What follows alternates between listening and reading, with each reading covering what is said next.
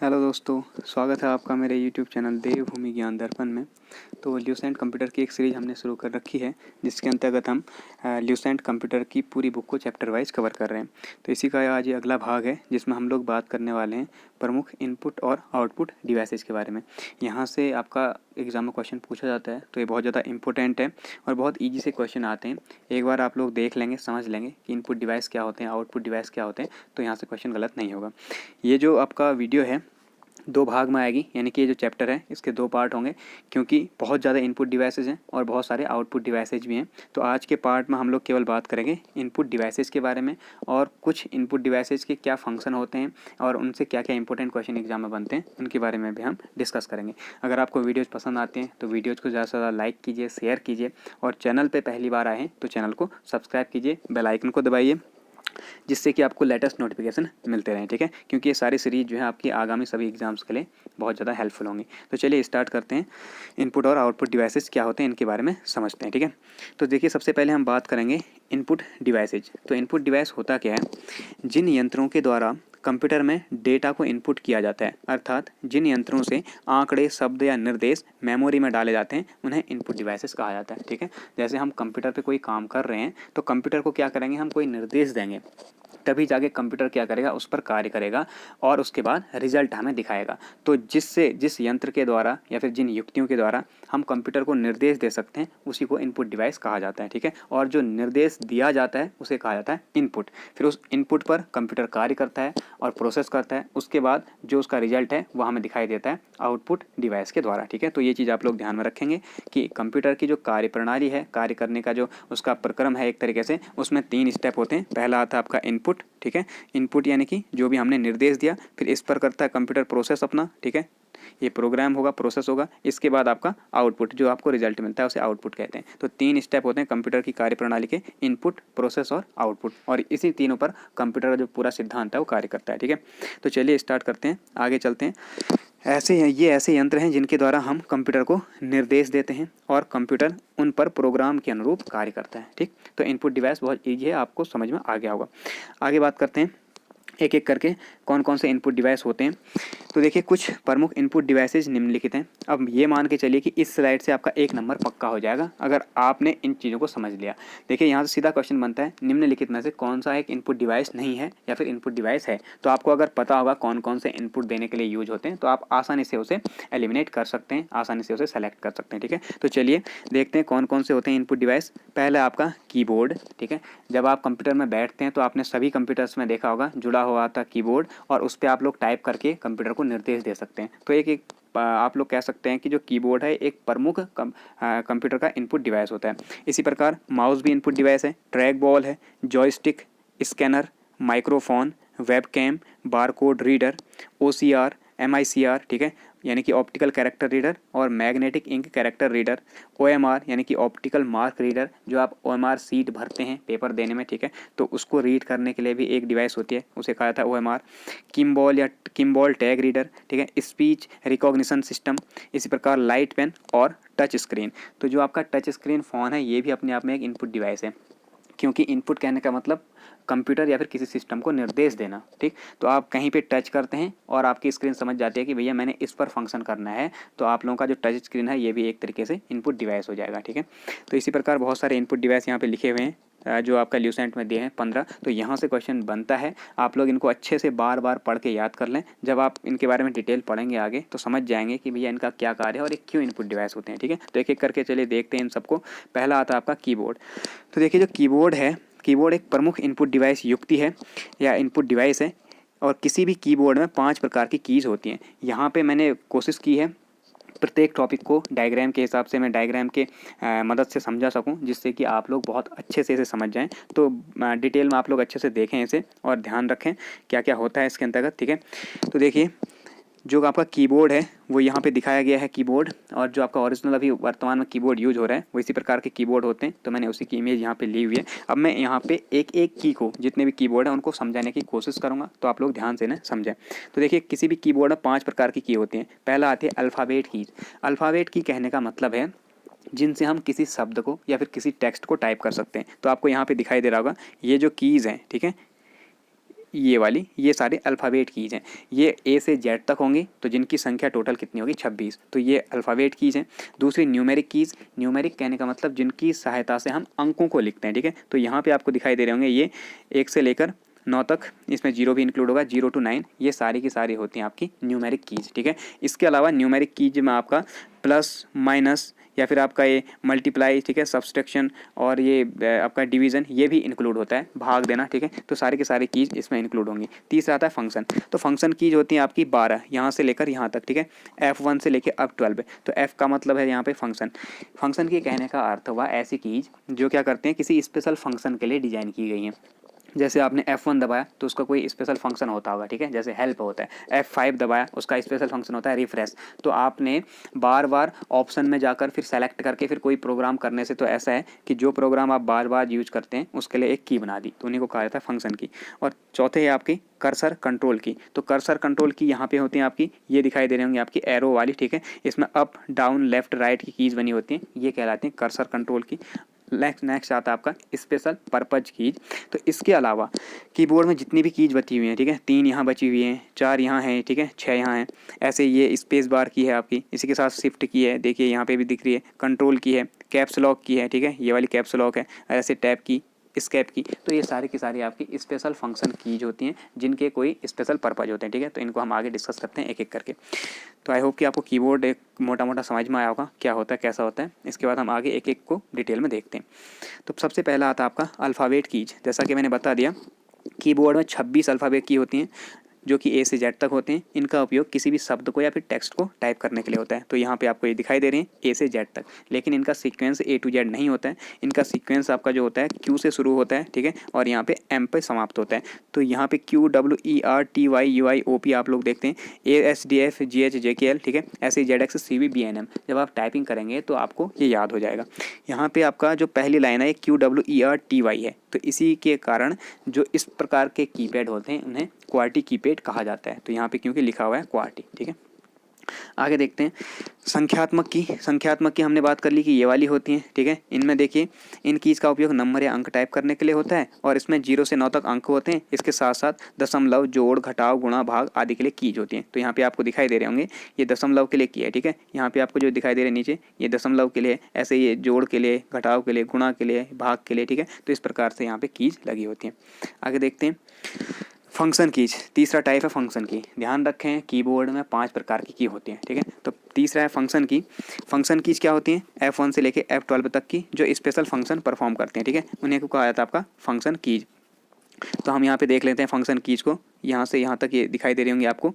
तो function keys होती क्या है, कीबोर्ड में सबसे ऊपर स्थित होते हैं, ठीक है। इनकी संख्या 12 होती है। इन बटनों पर F1 से F12 अंकित होते हैं।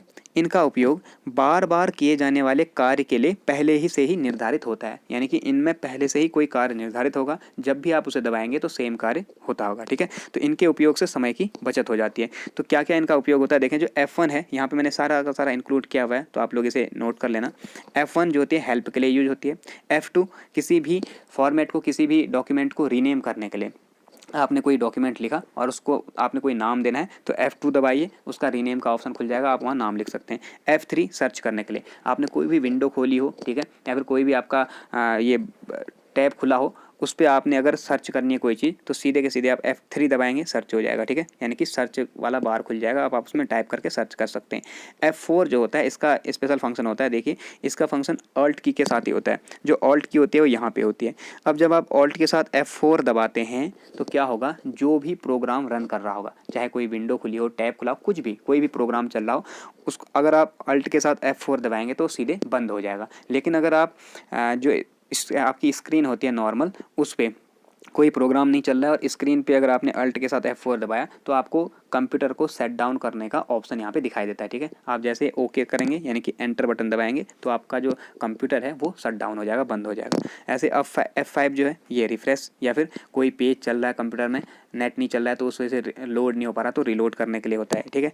तो F5 को जितनी बार दबाएंगे उतनी बार पेज जो है आपका वो रिफ्रेश हो जाता है। F6 एड्रेस बार या फिर URL ओपन करने के लिए होता है। कोई आप वेबसाइट ढूंढना चाहते हैं, ठीक है, तो www. ये लिखना चाहते हैं तो उसके लिए जो सर्च बार आता है उसे खोलने के लिए आपका जो URL है वो यहाँ से आता है, ठीक है।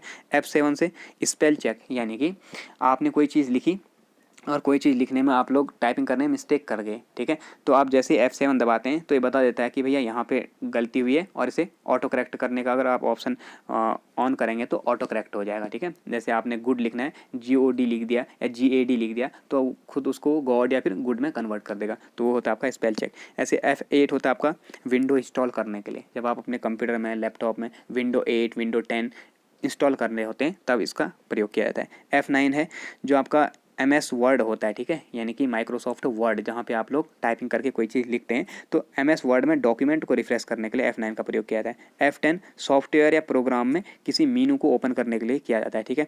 F11 का प्रयोग किया जाता है फुल स्क्रीन मोड के लिए, जब भी आप कोई मूवी देख रहे हैं या कुछ कर रहे हैं तो आपको चाहिए कि यार पूरा का पूरा स्क्रीन पे हमें दिखाई दे, पूरा बड़ा सा दिखाई दे, तब आप F11 को प्रेस करेंगे तो फुल स्क्रीन मोड हो जाएगा। F12 का काम होता है सेव करना, कोई भी डॉक्यूमेंट आपने लिखा, MS वर्ड में कोई चीज़ लिख दी, अब आप इसे सेव करना चाहते हैं तो F12 दबाइए, सीधे सेव वाला ऑप्शन खुल जाएगा और आप उसे सेव कर सकते हैं, ठीक है। तो ये फंक्शन कीज के स्पेशल फंक्शन होते हैं, बहुत इंपॉर्टेंट है, यहाँ से पूछा जाता है, कई बार आपका हेल्प वाला या सर्च वाला, रिफ्रेश वाला पूछा गया, तो ध्यान रखेंगे। आगे चलेंगे, आगे आता है आपका कर्सर कंट्रोल की, जैसा कि अभी मैंने बताया ये वाली है आपकी कर्सर कंट्रोल की, ठीक है। इन कीज का उपयोग स्क्रीन पर कर्सर को कहीं भी ले जाने के लिए होता है। जब आप माइक्रोसॉफ्ट वर्ड में आप कोई चीज़ टाइप कर रहे होते हैं तो वहाँ पे आपको एक ऐसा डंडा दिखाई देता है, ठीक है, जिस पेज पे आप टाइप कर रहे होते हैं, एक सीधा डंडा। जब आप लिखते रहेंगे तो इसके पीछे आपको लिखा जाएगा और ये आगे को बढ़ता जाएगा, उसी को कहा जाता है कर्सर। तो इसे कंट्रोल करने के लिए ही इन कीज का प्रयोग किया जाता है, आगे ले जाने, पीछे ले जाने, ठीक है, हटाने। तो इस तरीके से कर्सर कंट्रोल के लिए इनका उपयोग किया जाता है। इन्हें एरो की भी कहा जाता है, यहाँ पे एरो लगे हुए हैं, अप, डाउन, लेफ्ट, राइट का, तो इसलिए एरो की भी कहा जाता है। इसे दायां, बायां, ऊपर, नीचे एरो की कहते हैं, ठीक है। तो ये है आपकी कर्सर कंट्रोल की। इनके ठीक ऊपर पे देखें एक चीज़ और, इनके ठीक ऊपर यहाँ पे आपको दिखाई दे रहा होगा, इनके ठीक ऊपर कर्सर नियंत्रित करने के लिए 4 और बटन भी होते हैं, ठीक। तो कर्सर के लिए केवल यही 4 बटन नहीं है, इनके ऊपर भी आपके और बटन होते हैं जो कि कर्सर को नियंत्रित कर सकते हैं। 4 बटन कौन कौन से, ये वाले 4, ठीक है, ये वाले आपको दिखाई दे रहे होंगे। इनमें आता है आपका होम, ये दिखाई दे रहा होगा, होम वाला ये बटन है, ठीक है। ऐसे एंड, ये वाला है एंड नीचे, इसके बगल में पेज अप और पेज डाउन, 4 बटन है। तो होम क्या करता है, होम मतलब घर, यानी कि शुरू में चले जाना, ठीक। तो कर्सर को लाइन के आरंभ में ले जाता है, सबसे प्रारंभ में जहाँ से उसकी शुरुआत हुई है। दूसरा एंड क्या होता है, कर्सर को लास्ट में ले जाएगा, लाइन के सबसे अंत में, या फिर जो सबसे लास्ट पेज होगा जहाँ पे आपने खत्म किया है लिखना वहाँ पे ले जाएगा।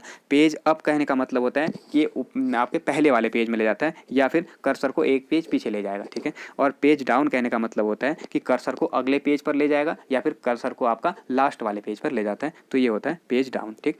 तो ये आपके 4 फंक्शन, 4 कीज ये हैं, और इसके बाद 4 की हैं, तो 8 की हैं जो कि कर्सर को कंट्रोल करने के लिए यूज होती हैं, ठीक है। इन सबको ही कहा जाता है आपका कर्सर कंट्रोल की। आगे देखते हैं, अब आपका स्पेशल पर्पज कीज, ये सबसे इंपॉर्टेंट है क्योंकि इसमें विभिन्न प्रकार की कीज आती हैं और यहाँ से क्वेश्चन बनते हैं, क्योंकि इनके जो फंक्शन है वो काफ़ी स्पेशल होते हैं। तो देखिए, कुछ विशिष्ट कार्यों को निपटाने के लिए प्रयोग की जाने वाली जो कीज हैं इन्हें ही कहा जाता है आपका स्पेशल पर्पज कीज। कौन कौन सी होती हैं हम एक एक करके यहाँ पे देखेंगे। पहला आता है आपका टॉगल की, ठीक है। तो देखिए यहाँ पे सीधा क्वेश्चन बनता है कि निम्नलिखित में से एक टॉगल की है, और आप लोग कंफ्यूज हो जाते हैं क्योंकि पढ़ा ही नहीं है तो कहाँ से बनाएंगे। टॉगल कीज क्या होती हैं, पहले इनको समझ लें कि क्यों इन्हें टॉगल की कहा जाता है। ये आपकी ऐसी कीज हैं जो एक बार दबाने पर तो ऑन हो जाएंगी, यानी कि फंक्शन करेंगे, लेकिन इन्हें बंद करने के लिए दोबारा दबाना पड़ता है, यानी कि एक बार दबाएंगे तो ऑन होगी, दोबारा दबाएंगे तो ऑफ हो जाएंगी। ऐसी सारी कीज कहलाती हैं आपकी टॉगल कीज, ठीक है। जैसे 4 हैं आपकी टॉगल कीज, मेनली यहाँ पे ल्यूसेंट में 2 दी हुई थी तो मैंने 2 ही इंक्लूड की हैं। तो पहली आती कैप्स लॉक, यहाँ पे आपको दिखाई दे रहा होगा कैप्स लॉक। जब आप इसे एक बार दबाएंगे तो यहाँ पे एक बत्ती जल जाएगी, ठीक है, ये राइट साइड पे, और यहाँ पे जो भी आप अल्फ़ाबेट लिखेंगे इनमें से कोई भी आप टाइप करेंगे तो ऐसा दिखाई देगा। इसको आप लोग जब लिखेंगे, नोट करेंगे ना, तो ऐसे बनाएं, ऑन, ऑन में आप लोग लिखें ABCD ऐसा। लेकिन जब आप इसे दोबारा प्रेस करेंगे तो ये हो जाएगी ऑफ, और ऑफ में क्या दिखाएगा, ABCD, यानी कि स्मॉल लेटर। तो कैपिटल लेटर या फिर कह सकते हैं इसे अपर केस। तो अपर केस कब होगा, जब कैप्स लॉक ऑन होगा। कैप्स लॉक को ऑफ कर दिया, यानी कि दोबारा से प्रेस किया आपने, तो ये अब स्मॉल लेटर दिखाएगी, यानी कि इन्हें कहा जाता है आपका लोअर केस, ठीक है। तो लोअर केस लेटर्स और अपर केस लेटर्स, ये आपका कैप्स लॉक का काम है। और कैप्स लॉक आपकी ऐसी की है जो एक बार दबाने पे ऑन होगी और दोबारा दबाने पे ऑफ, इसलिए इसे टॉगल की कहा जाता है। इसके अलावा दूसरी आपकी नम लॉक, तो नम लॉक भी बिल्कुल ऐसी है, और कहाँ पे होती है, यहाँ पे आप लोग देखें, यह है आपकी नम लॉक की, ठीक है, यहाँ पे दिखाई दे रही होगी जहाँ पे मैं गोला कर रहा हूँ, ठीक है, ये नम लॉक। तो इससे क्या होगा, ये नंबर से संबंधित है। जब आप इसे दबाएंगे तो यहाँ पे आप जो भी टाइप करेंगे 1 2 3 4 वो डायल हो जाएगा। लेकिन अगर आपने इसे ऑफ कर दिया, नम लॉक नहीं दबाया या फिर दोबारा दबा के ऑफ किया, तब क्या होगा, यहाँ पे दिख रहा होगा आपका जैसे 4 है तो इसमें एक एरो बना है, 2 है इसमें भी एरो बना है, ठीक है। तो ये आपका कर्सर कंट्रोल की यानी कि एरो की तरह काम करने लगती है, ठीक। तो ये आपका नम लॉक वाला बटन है। तो ये भी आपका ऐसे काम करता है, एक बार ऑन फिर दोबारा दबा के ऑफ। इसी प्रकार आपका है स्क्रॉल लॉक, यहाँ पे दिखाई दे रहा होगा, तो इसी में ऐड कर लेंगे आप तीसरा स्क्रॉल लॉक। इसे भी आप लोग जब एक बार दबाएंगे तब ये फंक्शन करेगा, दोबारा दबाएंगे फंक्शन बंद। ऐसे ही पॉज या ब्रेक वाला है, ठीक है। तो पॉज ब्रेक वाला इसको आप लोग एक बार दबाएंगे तो जो आपकी जो स्क्रीन चल रही होगी कुछ भी रुक जाएगी, और जब दोबारा दबाएंगे तो फिर चलने लगेगी। तो इस प्रकार से ये आपके 4 कीज़ हैं जो टॉगल कीज की तरह काम करते हैं, ठीक। तो टॉगल की कहने का मतलब आप समझ में ध्यान में रखें कि टॉगल की मीन्स एक बार ऑन होगी दूसरी बार में ऑफ हो जाएगी। आगे देखते हैं संयोजन कीज़ यानी कि कॉम्बिनेशन की, बहुत ज़्यादा इंपॉर्टेंट है। कॉम्बिनेशन यानी कि किसी के साथ मिलकर काम करेंगे, अकेले कार्य नहीं करते हैं, ठीक है। तो किसी अन्य बटन के साथ प्रयोग की जाने वाली जो कीज हैं इन्हें कॉम्बिनेशन की कहा जाता है। कीबोर्ड में ये कीज 2 स्थानों पर भी होती हैं, ठीक है। तो ये ध्यान रखना। जैसे हम बात करें 3 यहाँ पे कॉम्बिनेशन की है मेनली, शिफ्ट, कंट्रोल और ऑल्ट की।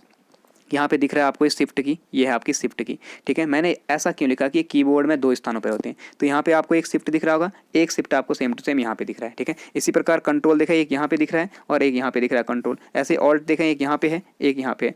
तो ये सारी की सारी जो कीज़ हैं ये क्या हैं, किसी ना किसी के साथ कंबाइंड होकर काम करेंगी संयोजन के साथ, और इनकी संख्या 2-2 होती है, ठीक है। यानी कि ये डबल होती हैं कीबोर्ड में, इसलिए इसे आपका कहा जाता है कि कीबोर्ड में 2 स्थानों पर होते हैं। तो देखिए कैसे संयोजन से काम करते हैं, उन्हें समझते हैं। कीबोर्ड पर जिस किसी भी बटन पर 2 कैरेक्टर अंकित रहते हैं तो ऊपर वाले कैरेक्टर को टाइप करने के लिए शिफ्ट की का उपयोग करते हैं। जैसे अब आप यहाँ पे देखें, ये 2 लिखा हुआ है, 3 लिखा हुआ है, 4 लिखा हुआ है, ठीक है। तो इसमें आपका 4 के साथ ऊपर डॉलर दिख रहा है, 2 के साथ ऊपर दिख रहा है आपको @ का साइन, ठीक है। 3 के साथ आपका हैश का साइन दिख रहा है, ऐसे आपका 7 के साथ ये एंड वाला साइन दिख रहा है, इस तरीके से, ठीक। तो आप अगर 7 को प्रेस करेंगे तो 7 यहाँ पे टाइप होगा। तो आपने अगर एंड वाला टाइप करना है या फिर आपने @ दबाना है तो कैसे करेंगे, तब आप क्या करेंगे, पहले शिफ्ट की दबाएं, शिफ्ट के साथ जब 2 वाला बटन दबाएंगे तो आपका @ टाइप होगा। अगर आपने बिना शिफ्ट के इसे यूज किया तो केवल 2 टाइप होगा। तो जहाँ जहाँ पे 2-2 एक ही बटन में 2-2 चीज़ें हैं, जैसे आपको यहाँ दिखाई दे रहा होगा प्लस भी है और इक्वल टू भी, तो आप नॉर्मल दबाएंगे तो इक्वल टू दब गया, अगर आपने शिफ्ट के साथ दबाया तो प्लस दब जाएगा, ठीक है। तो ये आपका होते हैं कॉम्बिनेशन कीज। इसी प्रकार आपका कंट्रोल भी है, ठीक है। जैसे मैंने कहा कंट्रोल है, तो कंट्रोल में आपने कंट्रोल के साथ अगर ए दबाया तो आपका नॉर्मल ए दबाएंगे तो ए प्रेस होगा, कंट्रोल के साथ ए दबाया तो पूरा का पूरा जो डेटा है सेलेक्ट हो जाएगा। ऐसे आपने नॉर्मल वी दबाया तो वी दबेगा, लेकिन कंट्रोल के साथ दबाओगे तो पेस्ट हो जाएगा, ठीक है। जो भी डेटा आपने कॉपी किया है उसको कहीं पे स्थापित करना है, पेस्ट करना है तो पेस्ट हो जाएगा। ऐसे कंट्रोल के साथ आप एक्स दबाते हैं तो कट हो जाता है, ठीक है। तो ये आपका होता है कंट्रोल की जो कार्य होते हैं कंट्रोल की के। ऐसे ऑल्ट देखें तो ऑल्ट के साथ अभी हमने बात की कि F4 अगर आप प्रेस करते हैं तो क्या होगा, जो भी प्रोग्राम रन कर रहा होगा वो अचानक बंद हो जाएगा, ठीक है। तो ऑल्ट भी अपने आप में एक कॉम्बिनेशन की तरह काम करते हैं, ठीक है। तो यहाँ पे वही सारी चीज़ें लिखी हुई हैं। आगे देखते हैं, जैसे कैप्स लॉक अगर सक्रिय है तो भी शिफ्ट के साथ कोई अक्षर टाइप करने पर छोटे अक्षर में टाइप होगा, यानी कि लोअर केस आ जाएगा।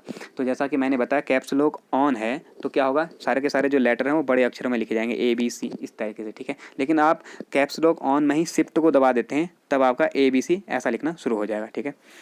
अब हम बात करते हैं कंट्रोल की तो ये भी हमने पढ़ लिया अभी। तो कंट्रोल की क्या होता है, ये भी एक संयोजन बटन है जो किसी और बटन के साथ मिलकर विशेष कार्य करता है। जैसे कंट्रोल के साथ C दबाएंगे तो कॉपी होगा, कंट्रोल के साथ X दबाएंगे तो कट हो जाएगा, कंट्रोल के साथ V दबाएंगे तो पेस्ट हो जाएगा यानी कि कहीं पे चिपकाना, कंट्रोल के साथ A दबाएंगे तो सेलेक्ट हो जाएगा, ठीक है। तो ये विभिन्न फंक्शन है कंट्रोल की के। आगे देखते हैं, कीबोर्ड पर 2 कंट्रोल कीज होती हैं, control plus alt plus delete, ये इंपॉर्टेंट फंक्शन है, इसे आप लोग मोस्ट इंपॉर्टेंट करके याद रखें। कंट्रोल के साथ आपने अल्ट प्लस डिलीट तीनों दबाए दिए तो तीनों बटन को एक साथ प्रेस करने पर क्या होता है, विंडो टास्क मैनेजर का विंडो खुलता है, ठीक है। जो विंडो टास्क मैनेजर होगा उसका विंडो खुलेगा तथा इससे हम किसी भी प्रोग्राम को बंद कर सकते हैं। अगर कोई प्रोग्राम कंप्यूटर में चलते चलते हैंग हो गया है, हैंग कर रहा है, तो इन तीनों का उपयोग करके उस प्रोग्राम को बंद किया जा सकता है, इसलिए इसे रीसेट भी कहते हैं। तो रीसेट की किसे कहते हैं पूछा जाता है, तो यहाँ पर आप लोग ध्यान रखें, बहुत ज़्यादा इंपॉर्टेंट इंपॉर्टेंट है। देखिए ये जो आपका कंट्रोल है प्लस ऑल्ट है प्लस इसके साथ आप लोग डिलीट की यहाँ पे दिखाई दे रहा होगा, तो इन दोनों प्लस इसको जब आप एक साथ यूज करते हैं तो कोई भी प्रोग्राम चल रहा हो और हैंग कर गया कंप्यूटर, आप लोग कई बार कोशिश कर रहे हैं उसे कट करने की, नहीं हो रहा है, तो आप इन तीनों को एक साथ दबाएंगे तो रीसेट हो जाएगा, यानी कि पूरा जो कंप्यूटर में जितने भी प्रोग्राम चल रहे होंगे सब एक साथ क्लोज हो जाएंगे, बंद हो जाएंगे। ठीक है, तो इसे रीसेट भी कहा जाता है। तो रीसेट कहने का अर्थ है control plus alt plus delete. ठीक है, तो इसे आप लोग ध्यान में रखेंगे और इससे जो है तो आपका विंडो टास्क मैनेजर का विंडो खुल जाता है। ठीक है, आगे चलते हैं। अब है टैब की, तो टैब ये वाला दिखाई दे रहा होगा आपको, टैब बटन। ठीक है, जो कि कैप्स लॉक के जस्ट ऊपर पे बना है। यह टैबुलेटर बटन का संक्षिप्त नाम है। यह कर्सर को निश्चित दूरी तक एक बार में ले जाता है। जैसे हम कर्सर को आगे बढ़ा रहे हैं पीछे बढ़ा रहे हैं, तो हमने कर्सर कंट्रोल करने के लिए देखा था कर्सर कंट्रोल कीज होते हैं। ठीक है, एरो वाली और उसके ऊपर 4 कीज, कौन कौन सी, पेज अप है, पेज डाउन है, होम है और एंड है। ठीक है, तो ये 4 की हैं, तो टोटल 8 कीज होती हैं। इसके अलावा जो टैब है ये भी कर्सर को कंट्रोल करता है। यहाँ पे देखिए दिया हुआ है कुछ इस तरीके का बनाया हुआ है ये कर्सर, फिर उसके बाद ऐसे करके एरो, एक कर्सर यहाँ और उसके बाद ऐसे करके एरो बनाया हुआ है ना। तो ये क्या करता है, कर्सर को एक निश्चित दूरी तक बढ़ा देता है। इसके साथ साथ अन्य कार्य भी करता है। देखिए पहला तो यही है कि ये कर्सर को एक निश्चित दूरी तक एक बार में ले जाता है, प्लस ब्राउजर पेज में कोई भी आप लोग जैसे क्रोम ब्राउजर खोला है उस पर आप कुछ सर्च कर रहे हैं तो ब्राउजर पेज में दूसरे लिंक पर ले जाएगा। आपने एक साथ 2 टैब खोले हुए हैं, ठीक है, क्रोम ब्राउजर में, तो आप एक टैब चला रहे हैं, आपको दूसरे टैब में कोई चीज़ देखनी है तो आप जैसे ही इसे दबाएंगे तो दूसरे टैब पे सीधे चला जाता है। ठीक है, तीसरा है वर्ड। वर्ड या एक्सेल में ये टेबल के एक वर्ग से दूसरे वर्ग में जाने के लिए उपयोग किया जाता है। आपने एक्सेल में या फिर जो वर्ड में ऐसे टेबल बनाई हुई हैं, ठीक है, टेबल में आपने यहाँ पे कुछ लिख रहे हैं, अब दूसरे में जाना है तो आपने यहाँ पे क्लिक करना होगा तब आप जा पाएंगे, लेकिन इसको दबाएंगे तो ये सीधे यहाँ से अगले में ऐसे करके शिफ्ट हो जाएगा, यहाँ पे चला जाएगा। ठीक है, तो यहाँ पे भी इसका यूज होता है। इसके द्वारा डायलॉग बॉक्स में दिए गए विकल्पों में से किसी एक का चयन भी किया जा सकता है। ठीक है, तो डायलॉग बॉक्स जो होगा आपका, यानी कि जहाँ पे भी ऑप्शन आएंगे आपके वो डायलॉग बॉक्स होता है, तो उसमें आपके जो भी किसी भी एक ऑप्शन का चयन करना है तो इसका यूज कर सकते हैं। इसके अलावा वर्ड डॉक्यूमेंट में टैब जो है, टैब को सेट करके पेज का मार्जिन, यानी कि ऊपर से नीचे से दाएं से बाएं से कितनी जगह पेज में बचेगी या फिर कितना बड़ा पेज होगा, वो होता है पेज मार्जिन। इसके अलावा पैराग्राफ कहाँ से शुरू होगा कहाँ खत्म होगा, तथा एक शब्द से दूसरे शब्द के बीच की दूरी को सेट किया जाता है। तो इंपॉर्टेंट है, पूछा जाएगा ये फंक्शन कि वर्ड डॉक्यूमेंट में पेज मार्जिन, पैराग्राफ या शब्दों के बीच की जो दूरी है ये किसके द्वारा सेट की जाती है, ये टैब बटन के द्वारा सेट की जाती है। या फिर आपसे सीधा क्वेश्चन बनता है कि ब्राउजर पेज में एक लिंक से दूसरे लिंक पर जाने के लिए किस बटन का प्रयोग किया जाता है, टैब बटन। ठीक है, तो ये टैब की के बारे में पूरी इन्फॉर्मेशन आप लोग अच्छे से इसे नोट करें। आगे चलते हैं।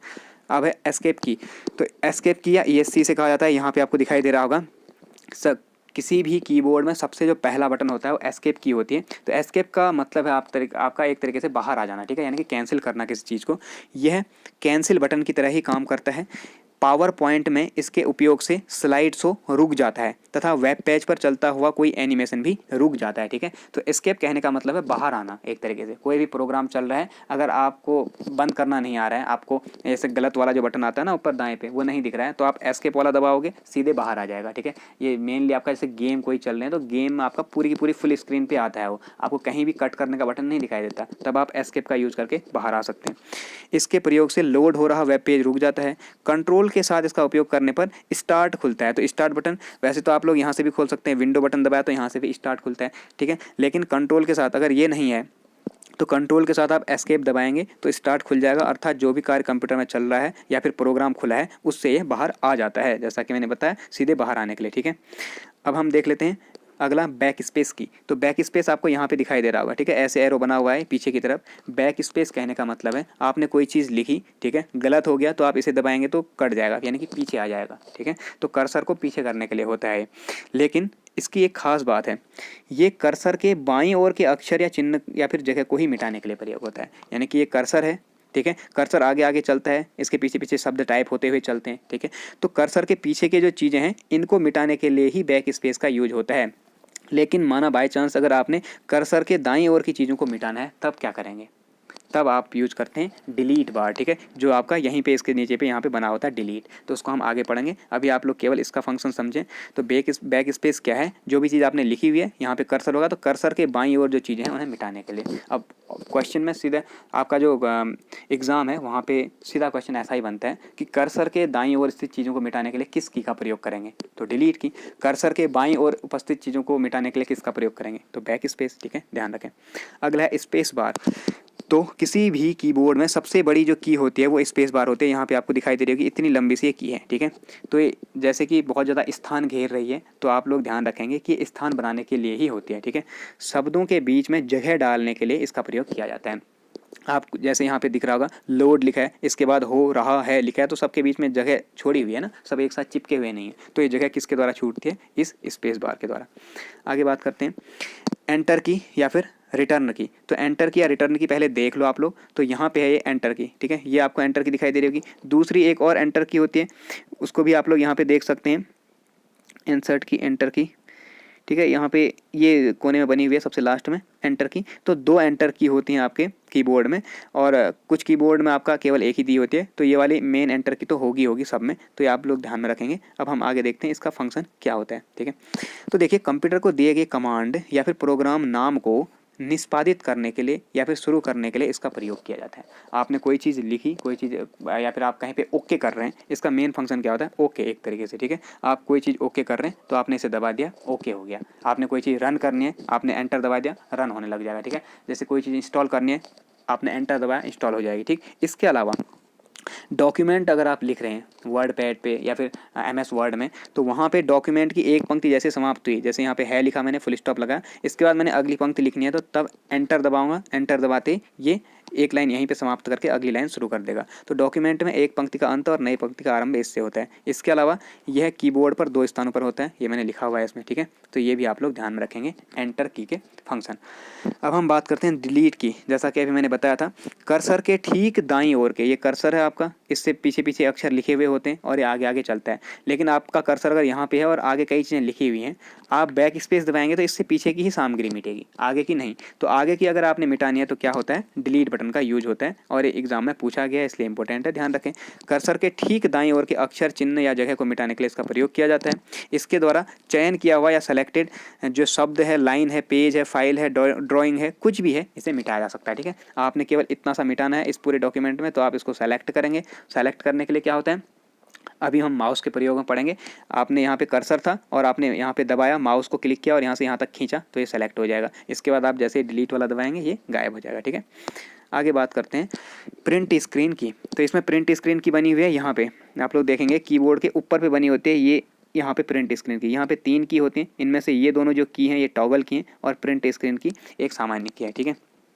तो प्रिंट स्क्रीन की क्या होती है, जैसे कि नाम से पता चल रहा है स्क्रीन को प्रिंट करना। जैसे अभी हमारे स्क्रीन पे ये वाला एनिमेशन चल रहा है, ठीक है, ये वाली चीज़ चल रही है। अगर आपको लगता है कि इसे प्रिंट करना है, ये ठीक है, तो आपने इसको सीधे प्रेस किया, ठीक है, शिफ्ट के साथ।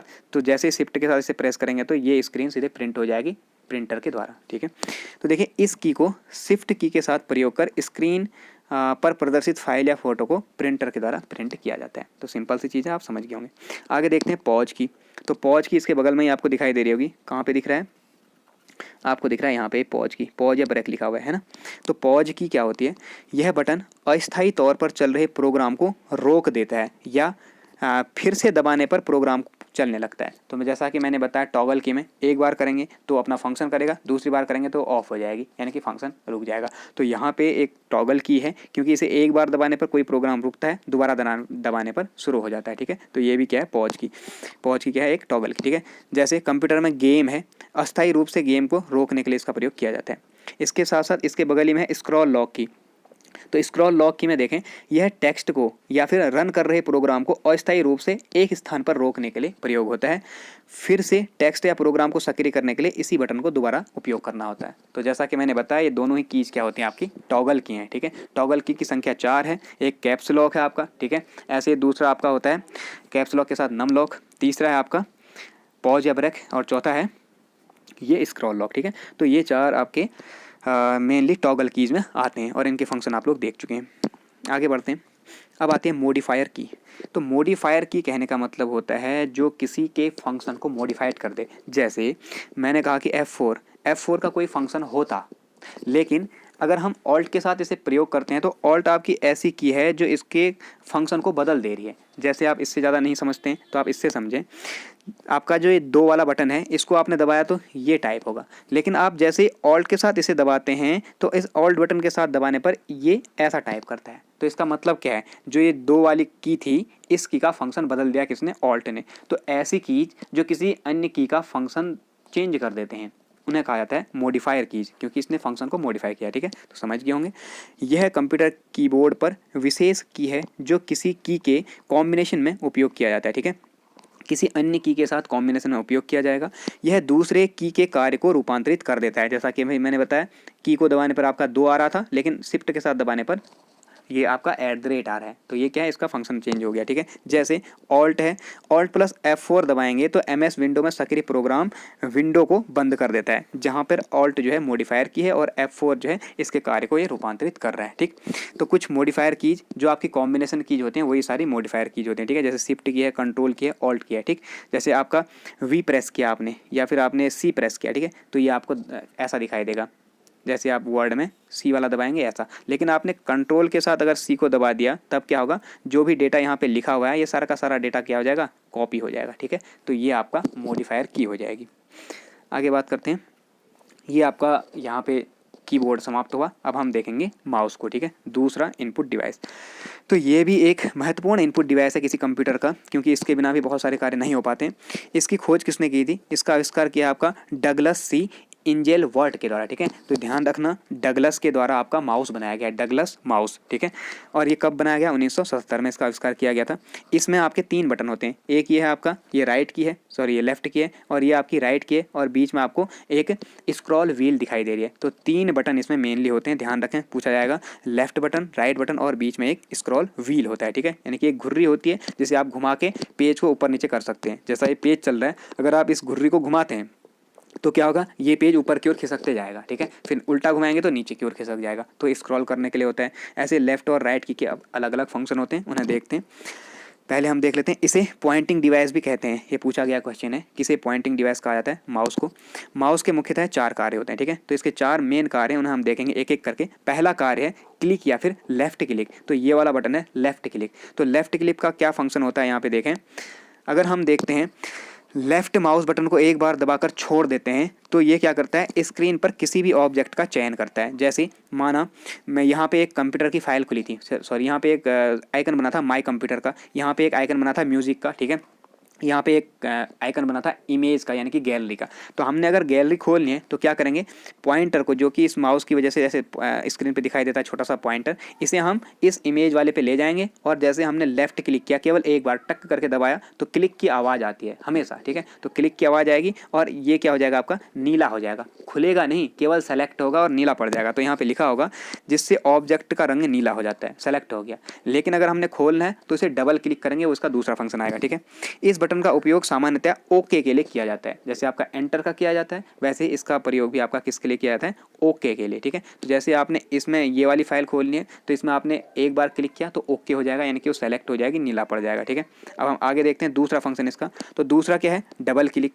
तो जैसे आपने लेफ्ट वाले बटन को डबल क्लिक किया, यानी कि टक टक 2 बार एक साथ, ठीक है, लगातार बिना रुके टक टक 2 बार एक साथ किया, तो क्या होता है, जो एक बार दबाने में नीली हो रही थी वो फाइल सीधे खुल जाएगी। तो इसका उपयोग किसी फाइल, डॉक्यूमेंट या प्रोग्राम को खोलने के लिए होता है, ओपन करने के लिए। जैसा मैंने बताया, यहाँ पे गैलरी बना हुआ था, आपने गैलरी देखनी है तो आप एक बार केवल क्लिक करेंगे तो नीला पड़ जाएगा। लेकिन अगर आपने खोलना है तो क्या करेंगे, इस पर जाके सीधे 2 बार क्लिक कर देंगे टक टक लगातार, तो ये खुल जाएगा। ठीक है, तीसरा फंक्शन है राइट क्लिक। तो ये वाला राइट क्लिक का मतलब होता है ऑप्शंस को देखना। ठीक है, तो राइट माउस बटन को एक बार दबाकर छोड़ने से यह स्क्रीन पर आदेशों यानी कि कमांड्स की एक सूची देता है। ठीक, कोई भी प्रोग्राम चल रहा हो उस पर आप लोग राइट क्लिक करते हैं तो कमांड की सूची देता है। जैसे आप लोग फ़ोन में देखते होंगे, किसी भी फाइल में या किसी भी चीज़ में 3 डॉट्स बने होते हैं ना, या फिर वेबसाइट पे ऐसे 3 डॉट बने होते हैं। उन 3 डॉट्स पे आपने अगर क्लिक किया तो आपको ऑप्शन दिखाई देते हैं बहुत सारे, उस पेज से रिलेटेड या फिर उस आइटम से रिलेटेड। तो इसी प्रकार आपका राइट, यहाँ पे राइट क्लिक करने पर सारे ऑप्शन ये खोल देता है सीधे बिना 3 डॉट में क्लिक किए। ठीक, इसके अलावा यह ऑब्जेक्ट की प्रॉपर्टीज को एक्सेस करने में प्रयुक्त होता है। ठीक है, तो ऑब्जेक्ट कोई भी चीज़ है उसकी प्रॉपर्टीज आपने देखनी है तो यहाँ से जा सकते हैं। जैसे आप गैलरी में किसी इमेज की प्रॉपर्टी देखते हैं तो आप 3 डॉट पे क्लिक करते हैं, तो वही 3 डॉट का फंक्शन ये निभाता है। ठीक है, ऐसे आप लोग नेक्स्ट देखें, इसका लास्ट फंक्शन है आपका ड्रॉप या ड्रैग। ठीक है, ड्रैग या ड्रॉप ये इंपॉर्टेंट फंक्शन है। तो देखिए जैसे कि ये है, इसे देख पा रहे हैं आप, स्क्रीन में हिल रहा है, मैंने इसे पकड़ा और यहाँ से यहाँ रख दिया, इसे पकड़ा यहाँ से यहाँ रख दिया। तो इसी प्रकार इसका उपयोग किसी चीज़ को या स्क्रीन पर एक जगह से दूसरी जगह ले जाने के लिए होता है। ठीक है, स्क्रीन के किसी एक आइटम के ऊपर पॉइंटर को ले जाकर लेफ्ट माउस बटन को दबाए हुए आपने ऐसे इस पर क्लिक किया, जैसे आपने इस बॉक्स पे, ये जो बॉक्स दिखाई दे रहा है ना, इस बॉक्स पे क्लिक किया जैसे आपने, और इसको आपने छोड़ना नहीं है। फिर क्लिक करके एक बार क्लिक कर दिया, फिर क्लिक किए हुए रखेंगे और इसको ऐसे करके खींचते हुए ले जाएंगे जहाँ पे रखना है आपने, यहाँ पे रखना है तो यहाँ पे लेके फिर छोड़ दिया तो यहीं पे सेट हो जाएगा। तो यही है आपका ड्रैग एंड ड्रॉप। तो यहाँ पे किसी स्क्रीन के एक आइटम को आइटम के ऊपर पॉइंटर को ले जाकर लेफ्ट माउस बटन को दबाए हुए स्क्रीन पर किसी दूसरी जगह पर ले जाकर छोड़ देते हैं। ठीक है, तो इस क्रिया को ड्रैग या ड्रॉप कहते हैं। तो ये आपका चौथा फंक्शन है माउस का। तो माउस भी यहाँ पे समाप्त हुआ। अब हम देखते हैं ट्रैक बॉल। तो ट्रैक बॉल भी देखिए माउस जैसा ही है, अलग अलग इसके शेप आते हैं, अलग अलग टाइप आते हैं। तो यह माउस का ही एक विकल्प है। इसके ऊपर भी एक बॉल लगा होता है जिसे हाथ से घुमाकर पॉइंटर की दिशा में परिवर्तन किया जाता है। तो देखिए माउस में ये बॉल नीचे साइड होती है, पहले तो होती थी बॉल। जो माउस होगा आपका, माउस को अगर आप उल्टा करें ना, इस माउस को उल्टे साइड करें जहाँ पे रखा हुआ है, तो उल्टे साइड से इसमें एक बॉल लगी होती है रबर की। जो बॉल घूमती है तो ये माउस का पॉइंटर काम करता है। फिर और डेवलप हुई टेक्नोलॉजी, तो इसमें फिर लेजर लाइट का प्रयोग किया गया। अब आप माउस को आजकल देखेंगे उल्टा करेंगे तो उस पर लाइट जल रही होगी। ठीक है, रेड कलर की, तो वो लाइट होती है जो रेड या ब्लू, उस लाइट से आपका कर्सर कंट्रोल होता है। और फिर उसके बाद और डेवलप कंडीशन आई तो ये तार भी हटा दिया गया। अब जो माउस आते हैं उस पर लाइट तो होती है लेकिन वायर नहीं होती है। ठीक है, तो डायरेक्ट कनेक्ट होते हैं, वो वायरलेस माउस होंगे। तो माउस की ये भी अलग अलग जनरेशन बनती गई। तो ऐसे ही आपका जो ट्रैक बॉल होती है इसमें उल्टी साइड बॉल होती है। ठीक है, यानी कि ऊपर साइड। तो इसमें ये माउस का एक विकल्प है, इसके ऊपर बॉल होता है जिसे हाथ से घुमाकर पॉइंटर की दिशा में परिवर्तन किया जाता है। यहाँ पे आपको बॉल दिखाई दे रही होगी। ठीक है, मुख्यतः इसका उपयोग होता है चिकित्सा के क्षेत्र में, जैसे कैड या कैम में इसका प्रयोग किया जाता है। तो सीधा क्वेश्चन बनेगा कि किस इनपुट डिवाइस का उपयोग निम्नलिखित में से मेनली चिकित्सा के क्षेत्र में किया जाता है, कैड या कैम में। तो ध्यान रखें किसका, इस ट्रैक बॉल का। ठीक है, जैसे आपका अल्ट्रासाउंड आदि करते हैं तो उस टाइम पे इनका यूज होता है। अगला है आपका जॉयस्टिक। तो जॉयस्टिक कहने का मतलब है खेलने वाला। ठीक है, खेलने वाली स्टिक इंपॉर्टेंट है। देखो यह भी एक इनपुट डिवाइस है, इसका उपयोग वीडियो या फिर कंप्यूटर गेम खेलने में होता है, वीडियो गेम खेलने में। यह भी अपने आप में एक इस ट्रैक बॉल का या फिर आप कह सकते हैं माउस का ही एक अपर रूप है या फिर माउस की एक विकल्प है। लेकिन अंतर क्या है, इसकी कार्यप्रणाली भी ट्रैक बॉल की तरह ही होती है, केवल बॉल की जगह यहाँ पे एक छड़ी इसमें लगी होती है। ये दिखाई दे रहा है स्टिक, ये स्टिक इसमें लगी होती है इस बॉल के स्थान पर, और इस स्टिक को इधर उधर गियर की तरह, जैसे गाड़ी में गियर होते हैं ऐसे घुमाया जा सकता है। और यहाँ पे बहुत सारी स्विच बनी होती हैं, तो इनके माध्यम से जो गेम खेलने हम प्लेयर को कंट्रोल किया जा सकता है। ठीक है, आगे देखते हैं लास्ट इसका स्कैनर। ठीक है, तो स्कैनर क्या है आपका, स्कैनर इसका उपयोग टेक्स्ट या चित्र को इमेज में डिजिटल रूप में परिवर्तित करने में होता है। तो स्कैनर जो होती है एक फोटोकॉपी मशीन की तरह है।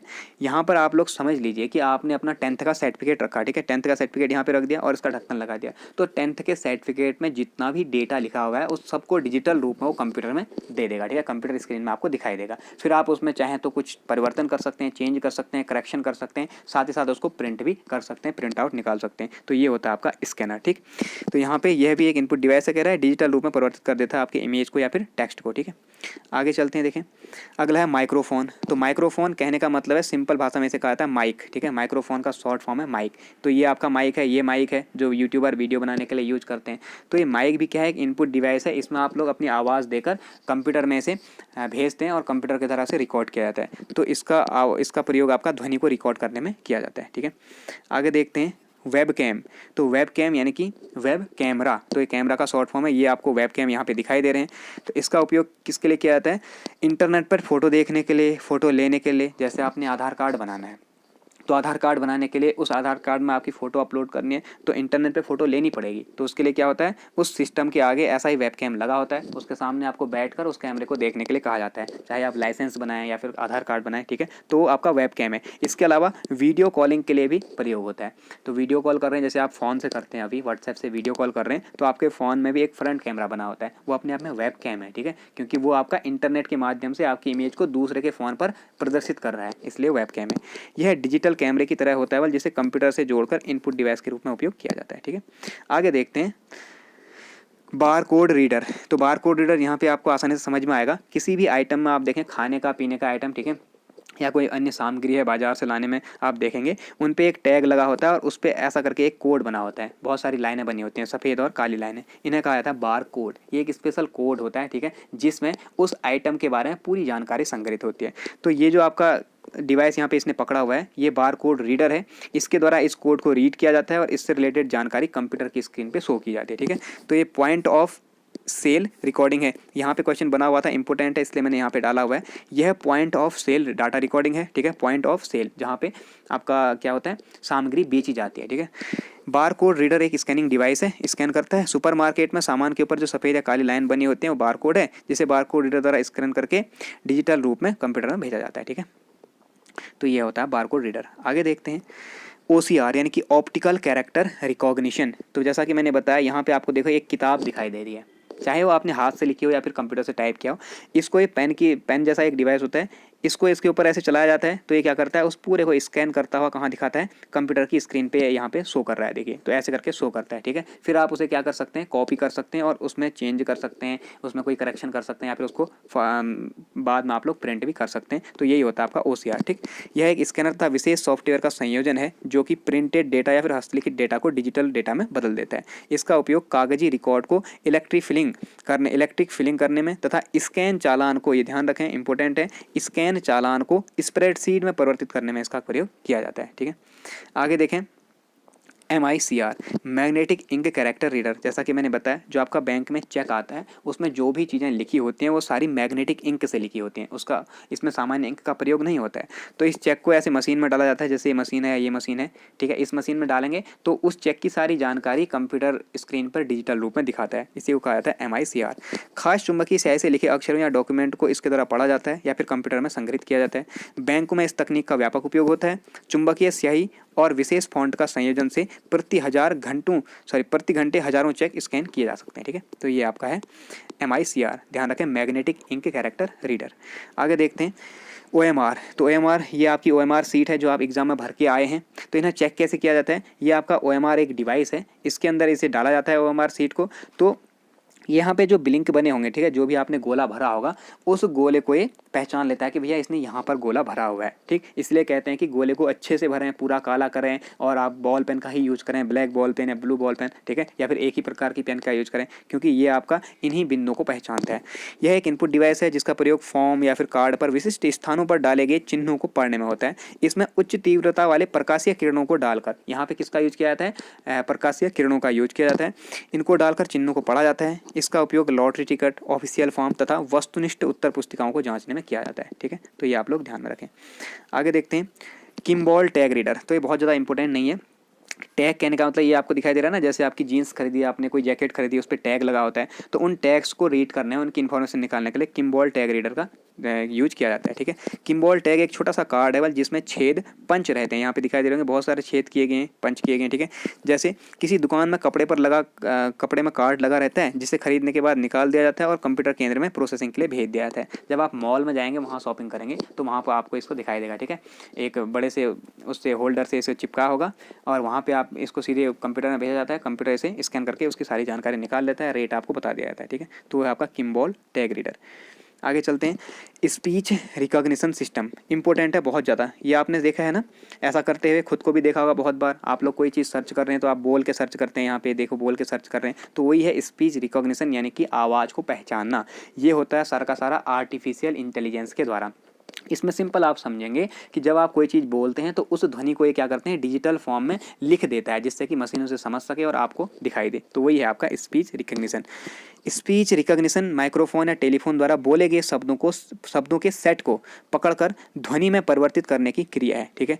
यह बोले हुए शब्दों को मशीन के पढ़ने लायक इनपुट में बदल देता है, यानी कि उनको डिजिटल रूप में अक्षरों में बदल देता है, ठीक है। अब रिकॉग्नाइज्ड शब्दों को किसके लिए प्रयोग किया जाता है, तो रिकॉग्नाइज्ड शब्दों को कमांड देने या फिर नियंत्रण करने के लिए। जैसे आपने कोई सिस्टम ऑटोमेटिक सिस्टम है तो उसे नियंत्रित करने के लिए बोला जाता है और नियंत्रित हो जाते हैं, ठीक है। जैसे आपका एलिजा है, कोई या फिर कोई स्पीकर आते हैं, ठीक है, या फिर आपका फ़ोन का यही सिस्टम है, आप लोग बोलते हैं वो समझ जाता है। तो वही है कमांड एंड नियंत्रण। ऐसे डाटा प्रविष्टि और साथ साथ दस्तावेज तैयार करने के लिए किया जाता है। इसका उपयोग इंपॉर्टेंट है, हवाई जहाज़ के कॉकपिट में भी किया जाता है। वो पायलट बोलते रहते हैं ना माइक लगा के, तो उस कॉकपिट में इसका प्रयोग किया जाता है, ठीक है, ध्यान रखेंगे। अगला देखते हैं आपका टच स्क्रीन। तो टच स्क्रीन देखिए यहाँ पे देखो, ये टच स्क्रीन दिखाया गया है, ये टच स्क्रीन है। तो यह भी एक इनपुट डिवाइस है। जब इस स्क्रीन को स्पर्श किया जाता है तो यह क्या करता है, पता लगा लेता है कि हमने कहाँ पे स्पर्श किया है और किसे खोलना है, ठीक है। तो ये टच स्क्रीन है। अगला आता है प्रकाशीय कलम, यानी कि लाइट पेन। तो लाइट पेन जिससे अभी मैं लिख रहा हूँ वही है आपका। इसके साथ एक ऐसा पैड आता है जिस पे आप लोग ऐसे लिख सकते हैं और इसे डायरेक्ट अपने सिस्टम से जोड़ सकते हैं। तो जो भी आप यहाँ पे लिखेंगे स्क्रीन पे दिखाई देगा। तो आपकी इस प्रकार की पेन होती है और इसमें वायर लगी होती है, या फिर इसका उपयोग सीधे स्क्रीन में लिखने के लिए भी किया जाता है। जैसे कि मैं अभी इसका प्रयोग नहीं कर रहा हूँ, मैं डायरेक्ट स्क्रीन पे ही लिख रहा हूँ, तो ये डायरेक्ट स्क्रीन पे लिखा जा रहा है इस पेन की मदद से, ठीक है। तो ये भी एक इनपुट डिवाइस है। इसका उपयोग डायरेक्ट स्क्रीन पर कुछ भी लिखने के लिए या फिर चित्र बनाने के लिए होता है, ठीक है। लास्ट देखते हैं। तो ये आपका 14-15, अच्छा हाँ, लास्ट खत्म हो गया है यहाँ पे। तो ये आपके थे इनपुट डिवाइसेज, जिनके बारे में हमने डिटेल में डायग्राम्स की हेल्प से देखा, चित्रों की हेल्प से देखा। तो आप अच्छे से समझ गए होंगे कि कंप्यूटर के इनपुट डिवाइस क्या हैं और उनका यूज क्या होता है, ठीक है। तो आज की वीडियो में इतना ही बात करेंगे। अब नेक्स्ट वीडियो में हम लोग आउटपुट डिवाइसेज के बारे में बात करेंगे। तो कैसी लगी वीडियो कमेंट करके ज़रूर बताएं। मिलते हैं नेक्स्ट वीडियो में। Thank you.